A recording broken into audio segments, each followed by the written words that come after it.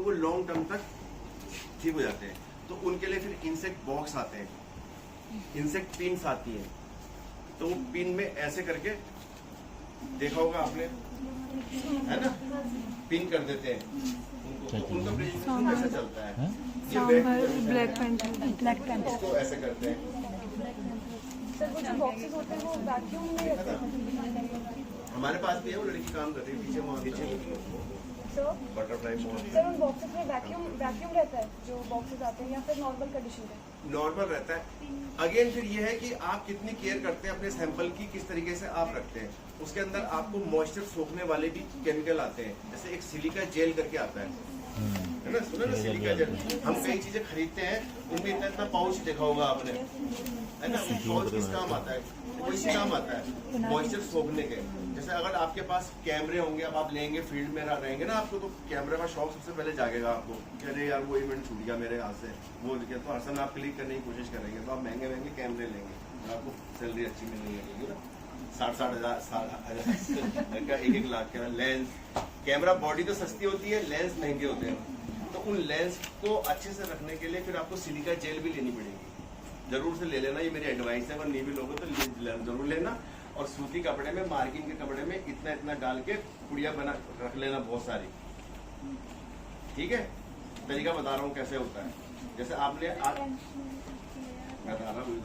आधा किलो आपने ले लिया, उसे आधा किलो की आप 20 वो बना लो पोटली, इतनी इतनी पोटली बना के रख लो सूती कपड़े में या मार्किन में, ठीक।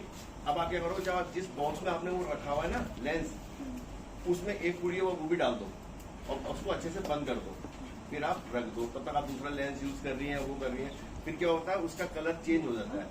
उसे बोलते हैं सेल्फ इंडिकेटिंग सिलिका जेल।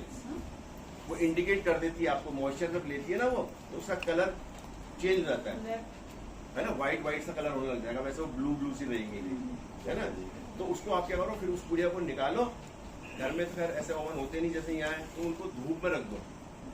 तो धूप में जब उसमें से मॉइस्चर निकल जाएगा तो वापस वो ब्लू कलर में आ जाती है, ठीक है। तब तक दूसरी पुड़िया वहां रख दो, फिर वाली पुड़िया निकालो, अल्टरनेट ऐसे करते रहो, ऐसे करके कई चीजों में, तो आपकी जो चीज है वो बहुत लंबे टाइम तक चलेगी, फंगस नहीं लगेगा लेंस में। अच्छा सर, एक चीज इनको बता दीजिए ना, जैसे ये लोग कुछ सैंपल लेते हैं, जैसे किसी हाथी का, कोई एलिफेंट है उसकी डेथ हो गई या कोई टाइगर की डेथ हो गई, तो इनको क्या क्या चीज वहाँ से सैंपल लेना और कैसे भेजना है यहाँ पर? कितने डब्बों में कैसे, वो डब्बे कैसे होना चाहिए? ये चीज तो वैसे डिटेल में आपको फोरेंसिक वाले बताएंगे। अच्छा, ठीक है ना, मैं थोड़ा उनका नहीं बताऊंगा ना, मैं तो ओवरलैप हो जाएगा ऐसे करके। अच्छा, लेकिन सैंपलिंग करते समय ना सबसे पहले आपको, जिसमें आप लेते हैं जिपलॉक में वगैरह में लेते हैं, जैसे टाइगर का स्कैट है, एक नॉर्मल है, कॉमन बात है ये, कभी भी पूरा सैंपल नहीं उठाना, थोड़ा वहाँ छोड़ना है, क्योंकि उसने किसी कारण से वहां पर किया हुआ, उस कारण को हमें जिंदा रखना है ना। ये नहीं कि सारा उठा लिया, सारा उठा लिया, मैं तो लैब में इतना सा यूज करूंगा, बाकी मैं फेंक दूंगा, मेरे लिए तो बेकार है वो। लेकिन वहां से तो आपने उठाई है ना सारा, तो सारा तो पहले कभी मत उठाओ, ठीक है। और जब भी सैंपल उठेबल है, फटाफट वहीं पर लिख दो। ये नहीं कि बाद में लिखूंगा या वहां लिखूंगा, फिर वो क्या दिमाग से निकल जाती है बात, ठीक है। तो आपने अपनी कौन सी चौकी के उसमें, कौन सी बीट में, कौन से एरिया में, और आपके पास जीपीएस है तो जीपीएस रीडिंग भी आपने लिख दी, डेट भी आपने लिख दी, टाइम भी आपने लिख दिया, ठीक है ना।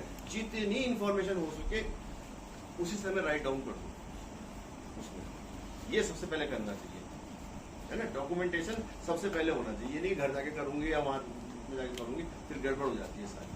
तो इस तरीके की सैंपलिंग करनी है ना। रखने का वो बताएंगे कि अल्कोहल में रखना है या फॉर्मलिन में रखना है या कैसे करना। फॉर्मलिन में डीएनए डैमेज हो जाता है, तो उसमें नहीं कौन कौन से पार्ट्स लेने चाहिए वही बताएंगे? वही बताएंगे सर, ऐसे वो उनका फील्ड है ना, तो मैं बता दूंगा फिर। अच्छा, आप फॉरेंसिक वाले बता देंगे? फॉरेंसिक वाले बताएंगे सर। तो इस तरीके से पूछ लेना वहाँ पे, ये आपका मेन ही है कि कैसे है ना। फर्स्ट तो आप ही होते हो, फर्स्ट तो ये होते हैं, इन्होंने भेजना होता है, इस तरीके से ये है। तो और कोई क्वेश्चन है तो और? जो बैठे डॉक्टर निकाल के दे देगा, लेकिन भेजना आपको ये कैसे करना, क्या करना?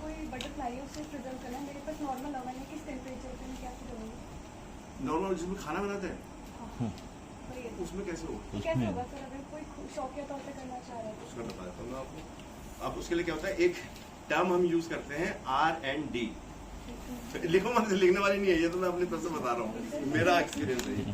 R&D जिसे बोलते क्या कर रहे हो, कह रहे R&D कर रहे हैं। बोले क्या हुआ ये, तो जैसे इंडिया वाले करते हैं ना, जब स्कूटर स्टार्ट नहीं होता तो टेढ़ा कर देते थे और फिर किक मारते थे, स्टार्ट हो जाता था, है ना। तो वही R&D होती है, रिसर्च एंड डेवलपमेंट। ये सेल्फ वो है। उसके लिए आप क्या करेंगे, एक 100 वाट का बल्ब जलाइए। क्या करेंगे, LED नहीं, लट्टू बल्ब, जिसमें गर्मी आ जाती है ना। हमने इतनी हीट भी नहीं देनी उसको कि वो जल जाए, उसके विंग्स जल जाए, बहुत नाजुक होते हैं ना। और ज्यादा हीट, और माइक्रोवेव में अगर ज्यादा हीट लगे तो भुन जाएगा एकदम से। तो वो भी नहीं, ऐसा काम नहीं करना ना। अब सैंपल जो होता है हमें बहुत रेयर मिलता है ना। तो उसको बहुत जान से भी ज्यादा संभाल कर रखना पड़ता है, मिले ना मिले दोबारा। अब जैसा आपका इंटरेस्ट है इसमें, तो मैं आपको बता रहा हूँ कि आप ऐसा कर सकते हैं, अपने घर में एक छोटी सी लैब बना सकती है। मतलब लैब क्या बनानी, एक 40 वाट का बल्ब टांग दीजिए, बहुत ज्यादा नहीं। एक गत्ते का डब्बा ले लो, उस गत्ते के डब्बे के अंदर उसको सिर्फ जो चीजें घर में मिलती है वो बता रहा हूँ मैं, तो बल्ब को अंदर कर दो और एकदम बल्ब से चिपका के नहीं, बल्ब से दूर। जैसे इतनी ऊपर बल्ब लगाया, यहाँ रख दिया आपने, अगर आपका कंटेनर बंद है तो अच्छी हीट हो जाएगी उसमें, तो वो मॉइस्चर उसमें से निकल जाएगा। तो इस तरीके से आप उसको ड्राई कर सकती है। लेकिन ड्राई करने से पहले इसी का ध्यान रखना कि उसको विंग्स उसके खोल देना ना। अगर जो आपने बिल्कुल ऐसे में उसको ड्राई कर दिया ना, तो फिर ऐसे ही हो जाएगा फिर वो। हाँ, फिर जब आप उससे निडल से आप उसके छेड़ेंगी, फेदर को उड़ेंगे, तो वहीं से टूट जाएगा।